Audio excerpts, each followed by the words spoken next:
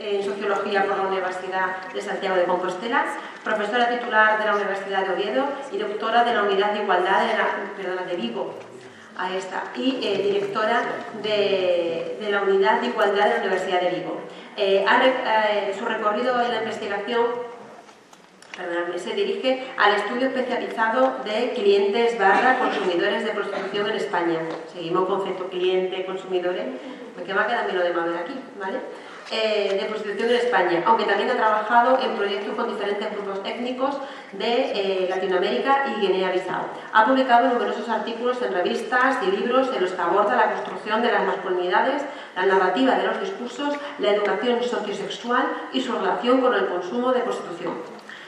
Águeda se centrará en este caso en su intervención en el estudio de la gramática sexual de los discursos de los clientes de prostitución en España, con el compromiso, con el propósito de entender por qué los hombres acuden al sexo comercial. Yo en mi intervención lo que tengo puesto otra vez entrecomillado sexo comercial. Yo soy también, la palabra consumidor y comercial no me gusta vincularlo, pero entiendo también vuestras líneas de investigación. Va a indagar en las causas y sentimientos que articulan el relato putero, reflexionando sobre los paradigmas sociosexuales de nuestro país que nos ayudan a comprender que España sea el país europeo con más consumo de prostitución. Águeda, ¿te quedas aquí o vas a...? Felicitarles por haber tenido una iniciativa que muchas veces es escasa, ¿no?, de abordar la prostitución visibilizando a uno de los actores fundamentales, como decía Beatriz, como también comentó Maribel, etcétera, que es el prostituyente o el cliente de prostitución o putero, ¿no? Yo también, nosotros en nuestro trabajo utilizamos el concepto de putero porque nos parecía eso era una palabra con una carga, con un estigma negativo, y por eso nos parecía muy útil, ¿no? Y realmente ves cuando hablas sobre ello en diferentes ámbitos que todo el mundo les hace, bueno, que despierta más, no sé, como, no sé, más jocosidad, etcétera, que quizás si usáramos prostituyente o otros así. Pero bueno, tendríamos que revisarlo, ¿no?, y reflexionar. Yo voy a desarrollar los resultados de una investigación que ya está un poco caduca, porque realmente acabamos de hacer el trabajo de campo en el 2013, lo iniciamos en el 2004 y por tanto sé que es necesario realizar una nueva investigación porque cada vez hay más jóvenes, ¿no?, que acuden a la prostitución, y no es lo mismo el Estado español cuando nosotros hicimos este trabajo de campo que en la actualidad post-crisis, ¿no?, que quizás han cambiado, no sé, algunas condiciones, etcétera. Y voy a corroborar mucho del discurso y de las ideas de Beatriz, es decir, que ahí convergemos en las conclusiones de la investigación. La investigación que hicimos fue en coautoría con Silvia Pérez Freire, que es otra socióloga que trabajó durante muchos años como directora del Centro de Día para Mujeres Prostituidas en Alecrín, que es una ONG que ahora ya no existe, pero que existió en la ciudad de Vigo, y en el segundo libro con Silvia Pérez Freire. A raíz de que Silvia vino a darnos una charla a la universidad donde yo trabajo, en la Universidad de Vigo, pues que se creó un debate típico, ¿no?, entre reglamentaristas, legalistas, abolicionistas, etc.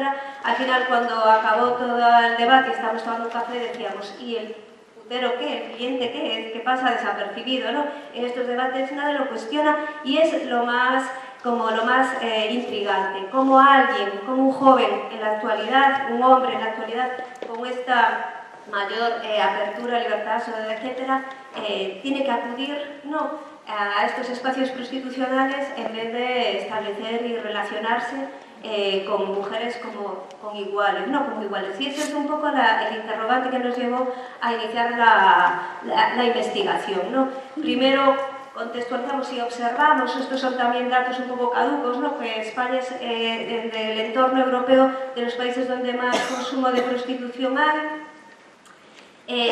Ahora también estos datos, pues Carmen Meneses acaba de sacar una publicación en la RIS, ¿no?, en la Revista Internacional de Sociología, donde apunta más o menos a ese 20% ya con un trabajo de carácter cuantitativo, con entrevistas telefónicas, pero más o menos nos movemos en ese 20, 30, 40 que dice aquí. Y bueno, y de alguna manera lo que es cierto, y como subrayó Beatriz, es un fenómeno generalizado. ¿Por qué? Porque la mayoría de las personas que se prostituyen son mujeres y la mayoría de los que compran sexo comercial son hombres. No, lo de sexo comercial es porque lo usa Ana de Miguel, me pareció un término así apropiado. Y un poco la pregunta sería, ¿qué les pasa a los hombres de nuestro país para tener que acudir a este sexo comercial de forma tan masiva, ¿no?, como fenómeno sociológico considerable? Entonces nosotras lo que quisimos fue analizar sus discursos, no tanto un trabajo de carácter cuantitativo, sino pues escucharlos y ver qué nos decían ellos, ¿no? Para eso hicimos entrevistas personales y grupos de discusión. Como también subrayaba Beatriz, el perfil en edades, ocupación, formación, hábitat, situación sentimental, ideología, partido político, etc., no era determinante. Nos encontramos con perfiles muy heterogéneos en general. Lo que les tenían en común era su condición de varón, ¿no? Y hicimos una clasificación a partir de los discursos y de las razones y de las formas que utilizaban ellos para interpretar el acto de acudir a un espacio prostitucional, y los clasificamos así, ¿no? Por un lado estaría el relato misógino de aquellos que de alguna manera tenían una especie de odio visceral a las mujeres y solían afirmarnos todas son putas, lo que pasa es que unas cobran y otras no, etc., y que se autoperciben como hombres sexuales, ¿no?, hipersexuales. Por otro lado estarían otro tipo de discursos y narraciones que tipificamos como relato consumista, donde entrarían quizás las personas más jóvenes, ¿no?, en el que el argumento estrella era nosotros compramos lo que se vende, sin ningún tipo de reflexión, tomando en cuenta otra serie de elementos. Otra de las agrupaciones que hicimos fue de relatos a las que denominamos amigo, que serían aquellas personas que acuden a espacios prostitucionales, acaban empatizando con las mujeres en prostitución, pero de forma individual, pero no llegan a politizar el fenómeno de la prostitución en ningún momento, y que van a estos espacios prostitucionales porque son espacios cómodos, ¿no?, donde se socializan, donde nadie lo rechaza, etc., ¿no?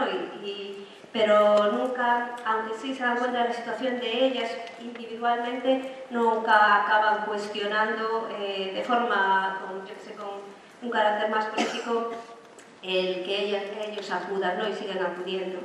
Y por último sería el relato crítico o arrepentido, ¿no?, que serían aquellos hombres que entrevistamos que se arrepentían, que acudieron alguna vez, pues porque es parte eso de las formas de socialización de ocio, de la gente joven, etc., y que después de la experiencia que habían vivido pues se arrepentían de haber ido, y entonces cuestionaban de una forma crítica con el patriarcado y el capitalismo el que existiesen clubes de prostitución, etc., ¿no? Un poco este es el resumen de estos 4 perfiles: consumidor compra lo que se vende, misógino odia a la mujer, el crítico arrepentido y politizado, y el amigo es el empático pero egoísta, ¿no?, en el sentido de que sigue consumiendo. Entonces, un poco para ya ir a las conclusiones y abrir una reflexión que realmente no está acabada, porque a mí me quedan muchos interrogantes aún por resolver y para entender y empatizar sobre las causas de por qué los hombres acuden a espacios prostitucionales y a sexo comercial. Pues nosotros lanzamos una serie de ideas, ¿no? Es decir, que hablamos de que existe una subcultura putera compartida entre el grupo de pares, entre hombres, que no participan las mujeres casi nunca nos enteramos quiénes de la pandilla van o quiénes de nuestros amigos, maridos, hermanos, etcétera, etcétera, acuden a espacios prostitucionales y hay una lealtad entre ellos grande, ¿no?, un silencio cómplice. es parte de la homosocialidad masculina y por lo mismo, esto aquí hago un apunte a los trabajos de Rita Segato, que es una antropóloga argentina que trabajó los feminicidios en Ciudad Juárez y también entrevistó a varios hombres que estaban en las cárceles de Brasilia acusados de violación, y ella lo que de alguna manera concluye, y esto podríamos trasladarlo de forma así como con mucho tiempo y cuidado al caso de los consumidores de prostitución, es que al final son actos para reforzar la cohesión del grupo, actos expresivos y no instrumentales. No se va a buscar sexo o placer, sino lo que se va es a reafirmar una hombría, lo que comentaba Beatriz. Y en el caso, por ejemplo, de los feminicidios, todos estos horrores que aparecen muchas veces son las formas que tienen el ritual de iniciación para cohesionar a los grupos después de delincuentes que se dedican al narcotráfico, etcétera, en la zona del norte de México. Y en el caso de los violadores de Brasilia, ella decía que la violación era como el último acto expresivo para decir: es que soy un hombre. Era su llamada desesperada de alguien al que a lo largo de su vida pues, se le cuestionó esa masculinidad hegemónica, ¿no? Bueno, aquí hablo un poco sobre también el contexto afectivo sexual en nuestro país, ¿no? Que quizás puede explicar por qué nuestro país es de los lugares donde hay más consumo de prostitución, y quisiera también reforzar un poco lo que comentaba Beatriz, ¿no? Es decir, ha habido una crisis de la masculinidad tradicional, de padre, proveedor, protector, etcétera, y parece ser que ahora todo se aglutina en torno al ámbito de la sexualidad. Entonces, el modelo de masculinidad dominante, como decía un alumno de mis clases, es de vividor follador, ¿no? Que es un personaje que aparece en la que se avecina y que despierta mucha simpatía, y es porque funciona, ¿no? Y es como si dijéramos el ideal muchas veces al que se aspira la gente joven, ¿no? Los trabajos, por ejemplo, en el caso de aquí de Sevilla, del sociólogo Hilario Sáez, con grupos de jóvenes, entre comillas, ninis, concluyen lo mismo, es decir, ya no tienen ningún interés en desarrollar una paternidad con sus hijos, etcétera, responsable, no tienen ningún otro interés en a lo mejor hacer una proyección profesional o de su vida laboral, etcétera, y entonces la forma que tienen de sentirse bien es este ámbito de la sexualidad, y cuanto más cuantitativa, compulsiva, etcétera, mejor. Y todo esto, claro, aunado a lo que comentaba antes a la mañana, bueno, a la primera hora, Mabel Lozano, de la pornografía mainstream, que realmente es una pornografía misógina, agresiva contra las mujeres, donde hay una ausencia del deseo sexual femenino, de nuestros órganos erógenos, del clítoris, etcétera, etcétera, y donde está, donde aunque ellas, como dice nuestra amiga Mónica Lario, aunque ellas digan no, al final parece que quiere decir que sí, ¿no? Ese es el mensaje final de las películas porno, pues es claro, al final fomentar una cultura de la violación que, bueno, que en nuestro espacio, donde la puedes desarrollar legalmente, es en los espacios de prostitución, ¿no? De nuevo coincido con Mabel y con Beatriz en que realmente lo que falta es una educación afectivo-sexual que nos afecta a mujeres y hombres en nuestro estado, en nuestro país, ¿no? Y que de alguna manera favorece pues este fenómeno del consumo masivo de prostitución. Aquí apunto algunas de las variables contextuales que pueden favorecer este consumo: una estructura de oportunidad favorable con un contexto legislativo propicio y una connivencia entre autoridades e industria sexual, que es evidente. Nosotros en Galicia tuvimos un caso en Lugo de la Operación Carioca que era clarísimo, estaban implicados desde el subdelegado del gobierno hasta otros representantes y autoridades públicas, ¿no? Y que quedó en nada, un contexto de cultura patriarcal, unos lobbies mediáticos que se dedican a fabricar puteros, entre comillas, ¿no? Una industria sexual floreciente y un cambio en el paradigma afectivo-sexual de la población hacia estos términos como de individualismo neoliberal, ¿no? Y en el ámbito individual, pues hablamos de ese modelo de masculinidad hegemónica, del llamado vividor follador, que se basa un poco en el mito del déficit sexual masculino, que una socióloga inglesa, Catherine Hacking, legitima, ¿no?, en sus libros sobre el capital sexual, y nos dice a las mujeres que nos aprovechemos de ello, que es un mito, es decir, no hay evidencias sobre este déficit de los hombres frente a las potencialidades sexuales de una mujer, etc. Y un erotismo socializado a través de un porno mainstream misógino, ¿no? Y en este sentido, yo siempre hablo de que otra cultura sexual es posible, es decir, nos cuesta imaginarla y nuestros imaginarios están muy determinados por todos estos productos culturales de los cine, publicidad, etcétera, etcétera. Pero yo siempre cuento un caso, ¿no?, a mis alumnos. Malinowski es uno de los fundadores de la antropología clásica, ¿no? A finales del siglo XIX se fue a las Islas Troya. Él publicó un libro que se llama La vida sexual de los salvajes y habla de una institución que tenía el pueblo Trovia, que se llamaba la Yausa, ¿no? Podéis buscar en internet. Entonces, en la Yausa consistía en la violación tumultuaria de varias mujeres hacia un hombre, ¿no?, como un castigo, como una sanción, pues porque ese hombre había cometido alguna acción, pues, sancionable, ¿no? Por la cabeza nuestra casi es inimaginable que las mujeres, ¿cómo puede ser un acto de violación hacia un hombre? Nos cuesta imaginarlo, ¿no? Malinowski lo describe, y si vais a internet podéis ver, pues, su descripción. Y es esto lo que debemos cambiar, es decir, no significa que tengamos que potenciar ya, o sea, sino más bien que nos demos cuenta de que hay imaginarios que ni siquiera los contemplamos en nuestro imaginario occidental, ¿no?, tan determinado y restringido, ¿no?